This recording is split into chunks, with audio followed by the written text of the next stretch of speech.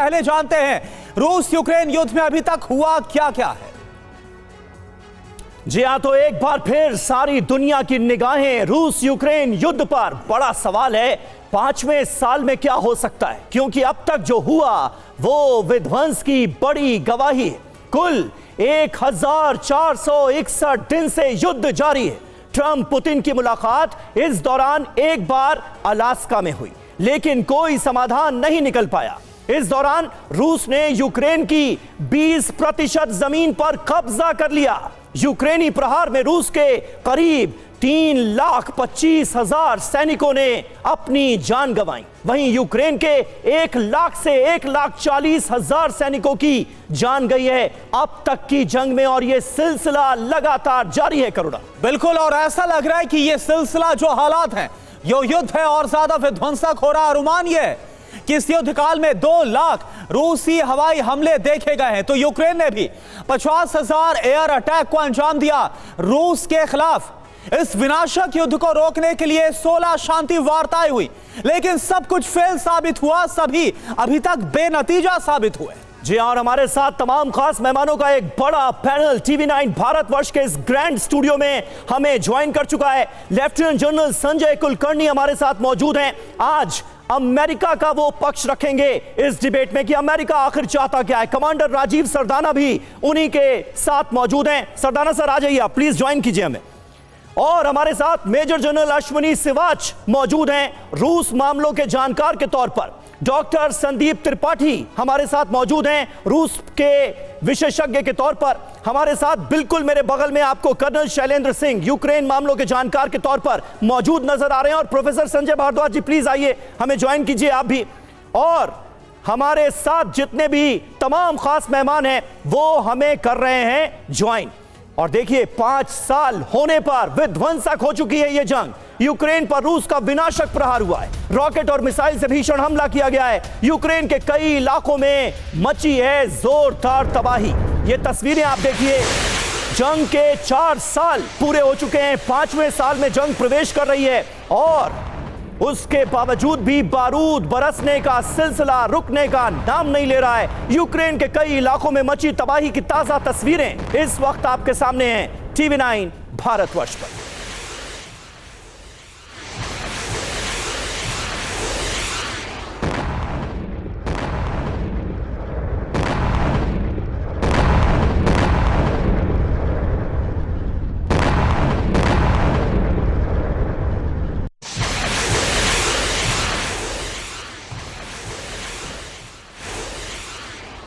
हटाओ भैया, इसको हटाओ। और देखिए, इस बीच एक और बड़ी खबर यूक्रेन की राजधानी कीव पर किया गया है बड़ा हमला। रूस ने ऊर्जा ठिकानों को टारगेट पर लिया है। रूस ने मिसाइल और ड्रोन से हमला किया। रूस के हमले से यूक्रेन की राजधानी कीव में भीषण तबाही मची है। तो आज जब इस युद्ध के, रूस और यूक्रेन युद्ध के 4 साल पूरे हो रहे हैं, आज रात 12 बजे आप देखें कैसी भयंकर तबाही मची हुई है। आपको चारों तरफ सिर्फ और सिर्फ मलबा नजर आएगा, बारूदी धुआं आपको नजर आएगा। और यह युद्ध अब इस साल अपने 5वें साल में प्रवेश कर रहा है, लेकिन अभी कुछ भी ऐसे आसार नजर नहीं आ रहे कि ये जो हमले हैं वो शांत होने का नाम लेंगे, बल्कि हालात और ज्यादा विध्वंसक और ज्यादा आक्रामक दोनों देश एक दूसरे के खिलाफ नजर आ रहे हैं। और ये तस्वीरें इस बात की गवाही दे रही हैं। देखिए आप,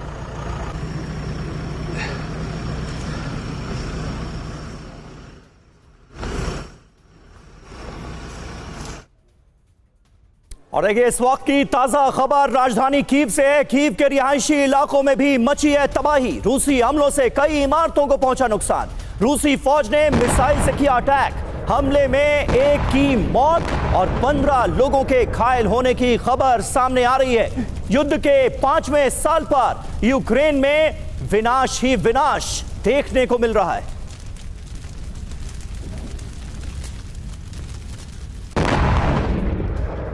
और एक और बड़ी खबर, रूस के हमलों के बाद कीव कैसे यूक्रेन की राजधानी धुआं धुआं हो गई, यह आपको दिखाते हैं। रूस ने कीव पर मिसाइल दागी है। रूसी हमलों से कई इलाकों में आग लग गई है। ऐसा लग रहा है कि व्लादिमीर पुतिन ने भी यह ठान लिया है कि ऐसे में जब इस युद्ध के 4 साल पूरे हो रहे हैं तो इस मौके पर किस तरह से और दबाव बढ़ाना है, ना सिर्फ यूक्रेन पर बल्कि नाटो के वो तमाम देश जो 4 सालों से यूक्रेन की मदद कर रहे हैं। ये देखिए आप तस्वीरें।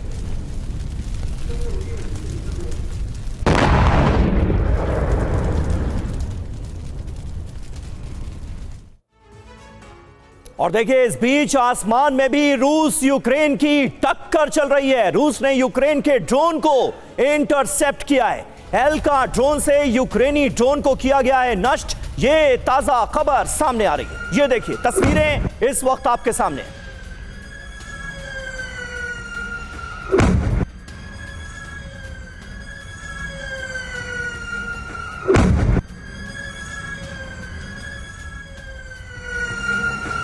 और एक और बड़ी खबर है, यूक्रेन के ड्रोन पोस्ट पर बारूदी प्रहार हुआ है। रूस ने आर्टिलरी से हमले को अंजाम दिया। रूस के हमलों में कई यूक्रेनी पोस्ट तबाह हो गई हैं। तो रूस की तरफ से एक और विध्वंसक हमला। ये देखिए आप हमले की तस्वीर। यह आर्टिलरी पोस्ट है जहां पर हमला किया है रूस ने, और यूक्रेनी पोस्ट इसमें कैसे तबाह हुई वो आप देखिए।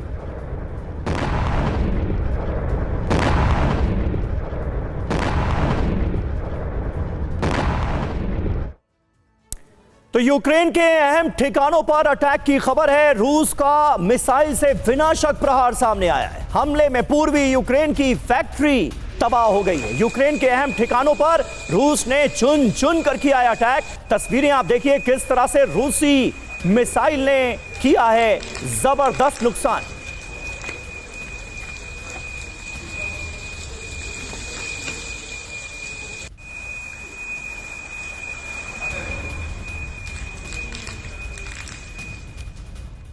और देखिए एक और बड़ी खबर, रूस का यूक्रेन के कुल मिलाकर 8 प्रांतों पर एक साथ हमला हुआ है। एक साथ प्रहार। 24 घंटे में 297 ड्रोन से हमला किया। यह बहुत बड़ा हमला है। रूस ने यूक्रेन पर 50 मिसाइलें दागी हैं एक साथ। जिरकॉन और इस्कैंडर मिसाइल से हमले को अंजाम दिया गया है।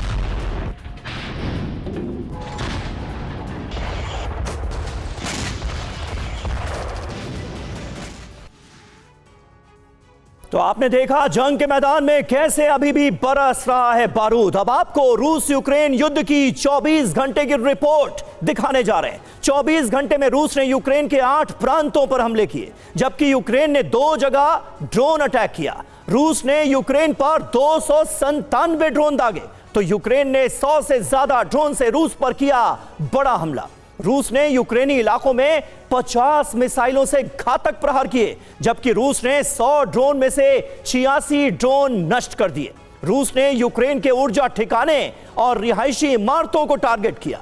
रूसी फौज ने यूक्रेन की राजधानी Kyiv, Odesa, Kharkiv, Dnipro, Petrovsk, Mykolaiv, Poltava, Sumy और किरोवोग्राद पर बारूदी प्रहार किया।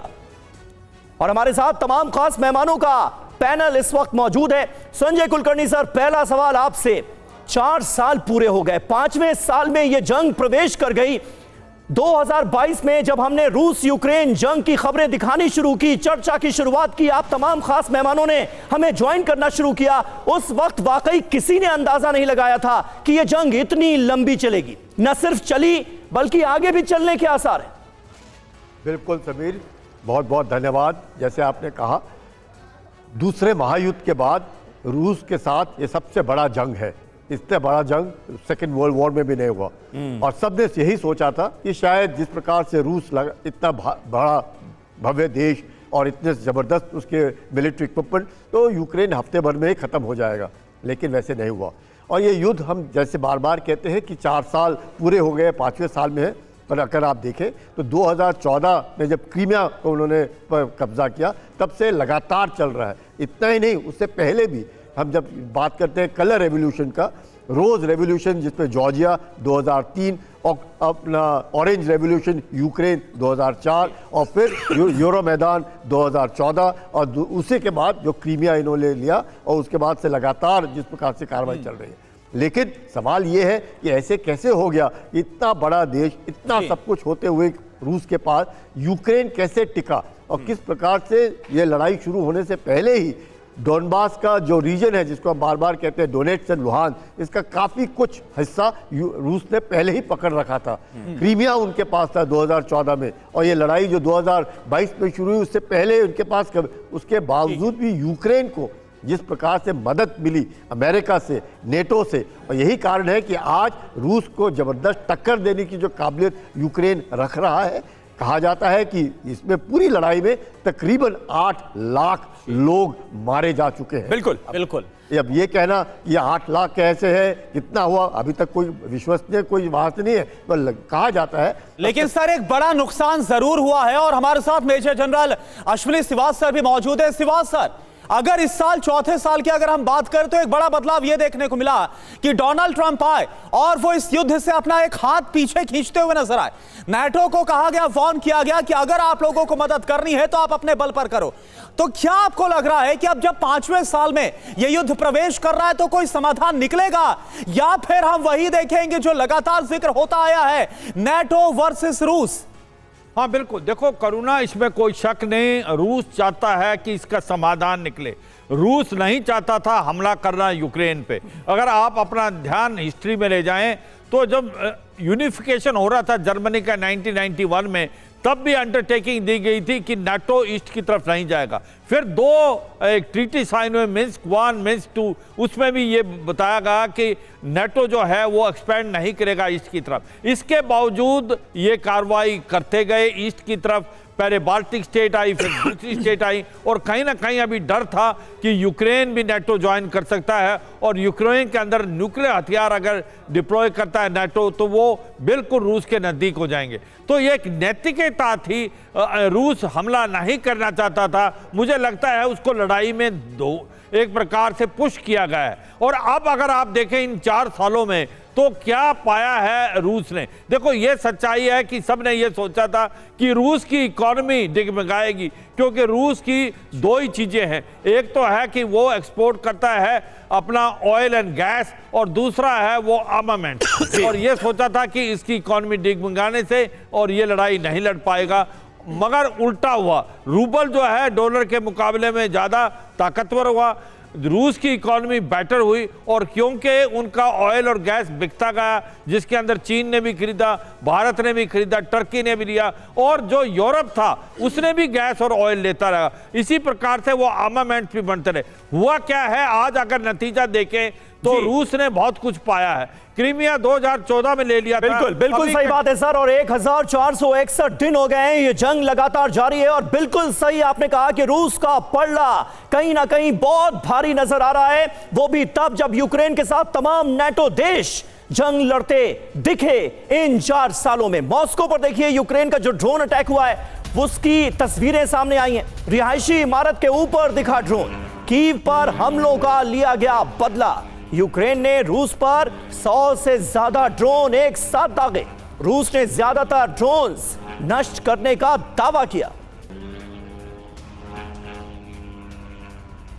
और देखिए एक और बड़ी खबर है लुहांस से, जहां पर रूसी कब्जे वाले इलाके में अटैक हुआ है। यूक्रेनी फौज का ऑयल डिपो पर बड़ा प्रहार। रूसी ऑयल डिपो पर ड्रोन से अटैक किया गया। लुहांस जहां पर रूसी कब्जा है वहां पर यूक्रेन की तरफ से इस हमले को अंजाम दिया गया। और ये जो ड्रोन अटैक है इसकी तस्वीरें आप देखिए।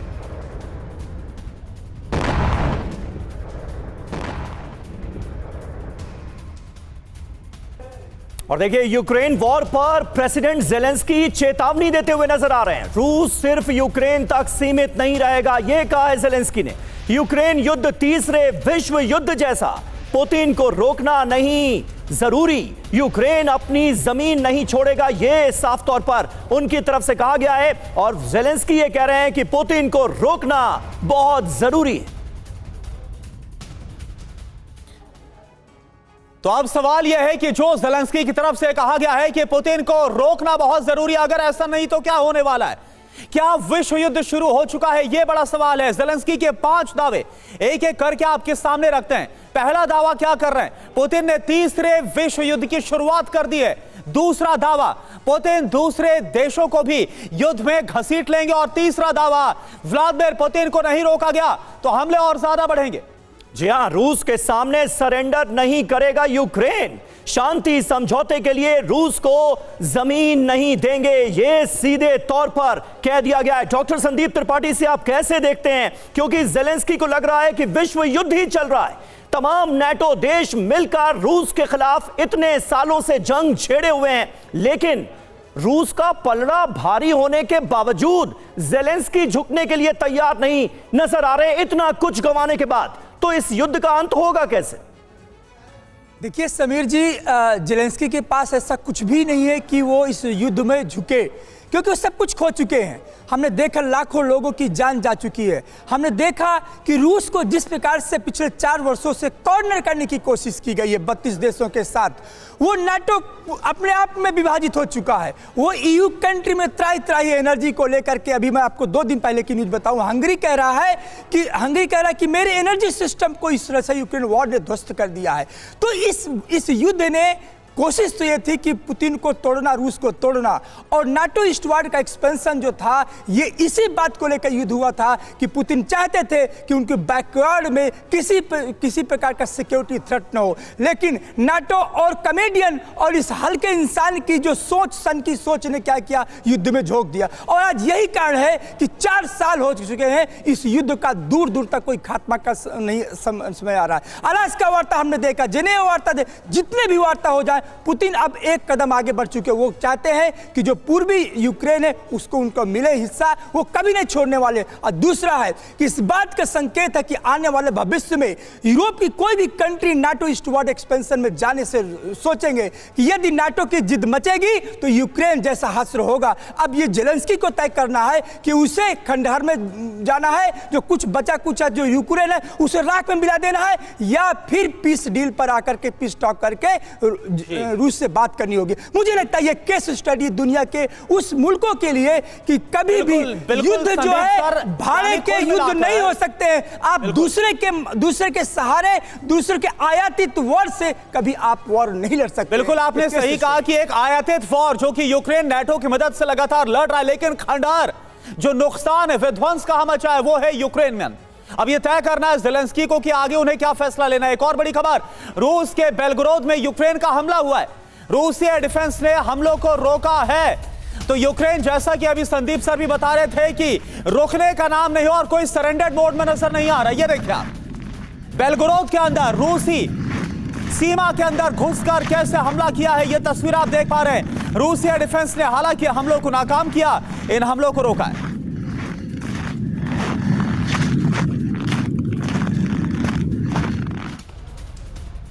और बेलगोरोद वो इलाका है जहां बार बार यूक्रेन हमले करता है। बेलगोरोद में यूक्रेनी हमले से कोहराम इस वक्त भी मचा हुआ है। अटैक के बाद बेलगोरोद में ब्लैकआउट, ये देखिए तस्वीरें, यूक्रेन का बड़ा हमला और उसके बाद एक बड़े इलाके में हो गया ब्लैकआउट। बॉर्डर का ये इलाका बार बार यूक्रेनी हमलों से दहल रहा है। और देखिए बेलग्रोद में क्या हुआ है। बेलग्रोद में यूक्रेनी हमलों के बाद बड़े धमाके भी सुने गए हैं।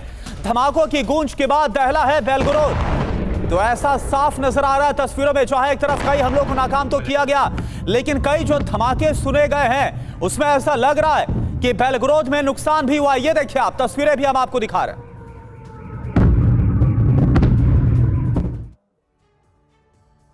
और इस बीच युद्ध का बेहद अहम किरदार नाटो को रूस की न्यूक्लियर चेतावनी सामने आई है। एटमी हथियारों के टारगेट में होगा एस्टोनिया, यह बताया गया है। एस्टोनिया में एटमी तैनाती हुई तो अंजाम विध्वंसक होगा। नाटो एस्टोनिया में ना करे हथियारों की तैनाती, ये रूस ने चेताया है।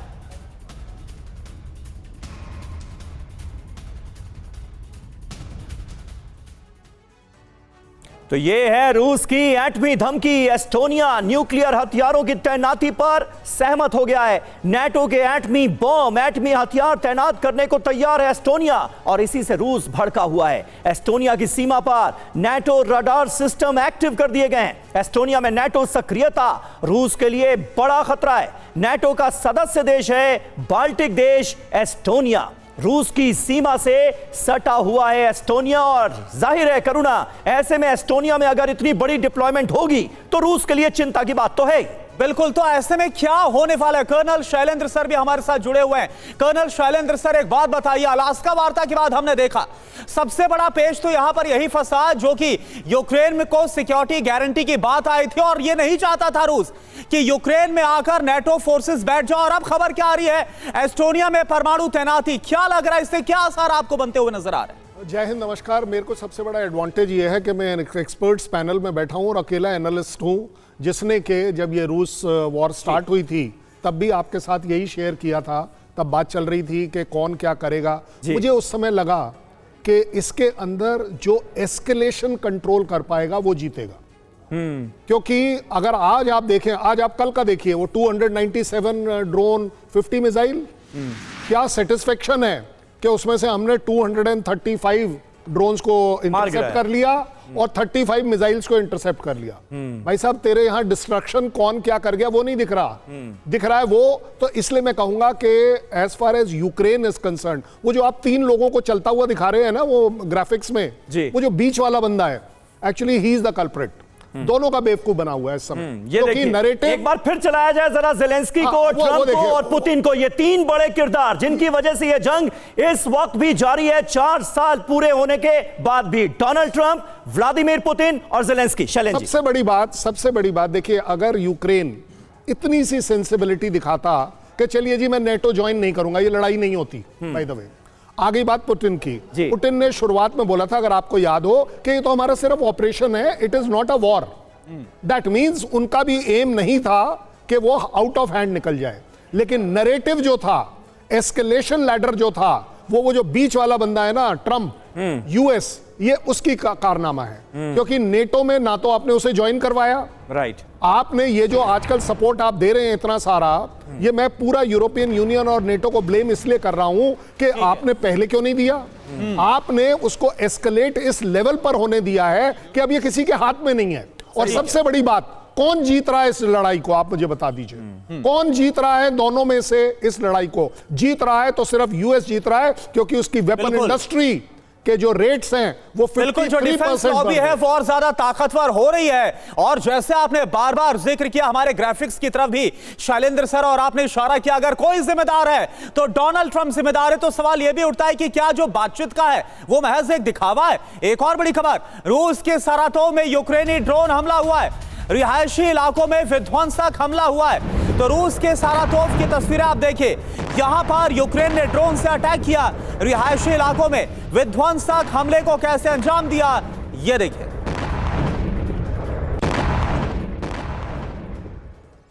और देखिए, सारातोव में रात के वक्त यूक्रेनी हमले की खबर सामने आ रही है। पूरे सारातोव में बजे एयर रेड सायरन। ये तस्वीरें सारातोव की बड़े हमलों के बाद किस तरह से एक बड़े इलाके में ब्लैकआउट हुआ है, एयर रेड सायरन बजते हुए नजर आ रहे हैं। और एक और बड़ी खबर, रूस और नेटो के बीच टकराव और ज्यादा बढ़ गया है। यूक्रेन पर हमलों के बीच नेटो का बड़ा एक्शन। यूक्रेनी बॉर्डर पर नेटो ने फाइटर जेट भेजे, पोलैंड ने अपने लड़ाकू विमान एक्टिव किए हैं।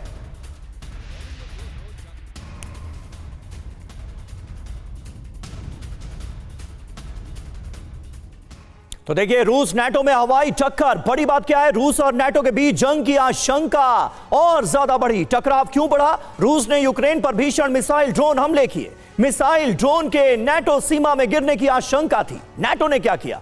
हमलों के वक्त पोलैंड की सेना अचानक एक्टिव हो गई। फाइटर जेट्स को फौरन उड़ान भरने के आदेश मिले। एयरबॉर्न अर्ली वार्निंग विमान को भी कर दिया गया एक्टिव। एयर डिफेंस सिस्टम और रडार हाई अलर्ट पर रहे। प्रोफेसर संजय भारद्वाज, किस तरह से आप देखते हैं? आपके बगल में बैठे शैलेंद्र जी ने कहा कि इस जंग में अगर कोई जीत रहा है तो वो है सिर्फ और सिर्फ अमेरिका, लेकिन बात तो होती है कि रूस जीत रहा है। 20% यूक्रेन की जमीन पर कब्जा कर लिया है, लगातार जंग में बढ़त बनाए हुए। तो क्या जीत उसकी मानी जाए? देखिए, बात तो ठीक है जो शैलेंद्र जी ने कहा कि हथियारों का एक बड़ा मार्केट मिल गया, एक डॉलर मजबूत हो गया। निश्चित रूप से अमेरिका तो अमेरिकन सुपरमेसी को किसी न किसी तरीके से बरकरार रखेगा। लेकिन एक दो बातें मैं देखिए, एक तो क्या हो गया, सेकेंड वर्ल्ड वॉर के बाद में जो देश की सुरक्षा की परिभाषा ही बदल गई। कि अभी तक जो एक यूएन की बात कर रहे थे कि यूएन प्रोटेक्ट करेगा, यूएन सिक्योरिटी प्रोटेक्ट करेगा, वो सब खत्म हो गया। सेल्फ हेल्प सिस्टम आ गया और स्टेट को अपनी सुरक्षा खुद करनी थी, जो कि वर्ल्ड वॉर 2 से अलग था, जो अलायंसेस थे तो अलायंसेस फाइट कर रहे थे, यहाँ इंडिविजुअल 2 कंट्रीज, और उसमें पीछे से जो जिस तरीके से नाटो बैक कर रहा है। तो मोटे तौर पे अगर आप सैटेलाइट इमेज से देखते हैं तो ये वॉर जो है ये रशिया और यूरोप के बीच में है, क्योंकि दोनों ही यूक्रेन को एक बफर स्टेट बनाने के में लगे हुए हैं। और इसमें जो सबसे ज़्यादा नुकसान हो रहा है वो यूक्रेन का हो रहा है। देखिए कितने 20 लाख लोग लगभग मारे जा चुके हैं, कितने लोग डिस्प्लेस्ड हुए हैं।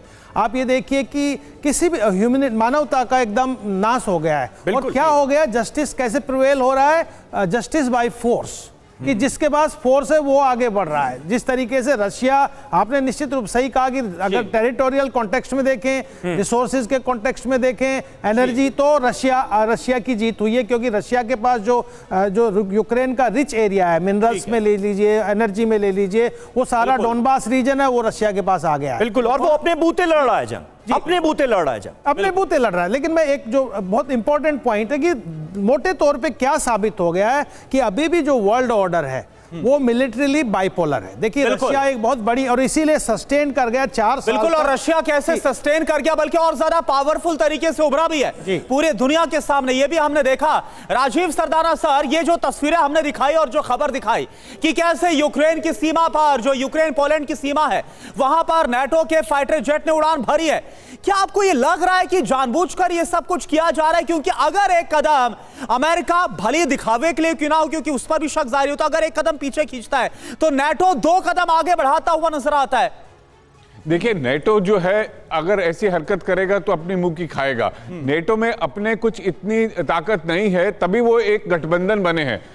लेकिन जो उनका मेन सपोर्ट है वो अमेरिका से है, और अमेरिका ने इस बात को जाहिर कर दिया था जब डोनाल्ड ट्रंप दूसरी दफा आए कि वो रशिया यूक्रेन वॉर में भी सपोर्ट नहीं करेंगे।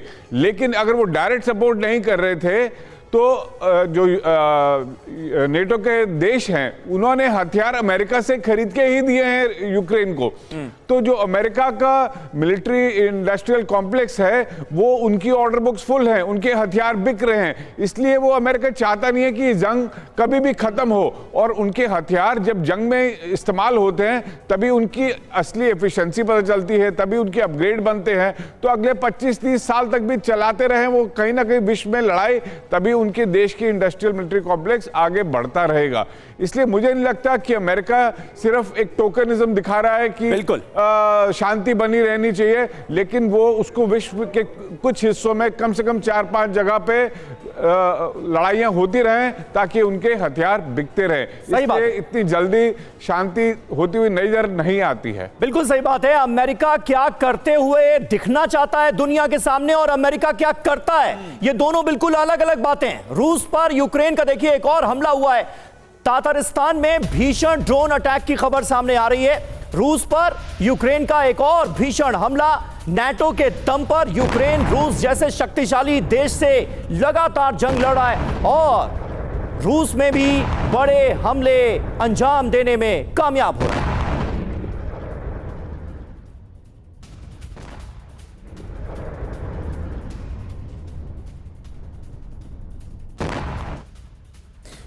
और देखिए आप एक और बड़ी खबर, ब्रिटेन को रूस की बदला लेने की धमकी। रूसी जासूसी अधिकारी की हत्या की कोशिश की गई है। हत्या की कोशिश के पीछे ब्रिटेन का हाथ है। ब्रिटेन की हरकत को कभी माफ नहीं करेंगे, यह कहा गया है रूस की तरफ से। रूसी मिलिट्री इंटेलिजेंस के डिप्टी हेड पर यह हमला हुआ।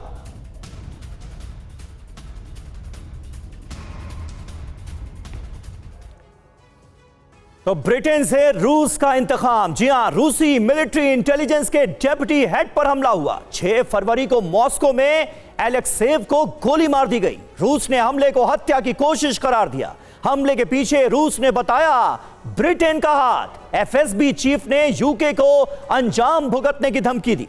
ब्रिटेन की मदद से यूक्रेनी खुफिया एजेंसी का हमला हुआ।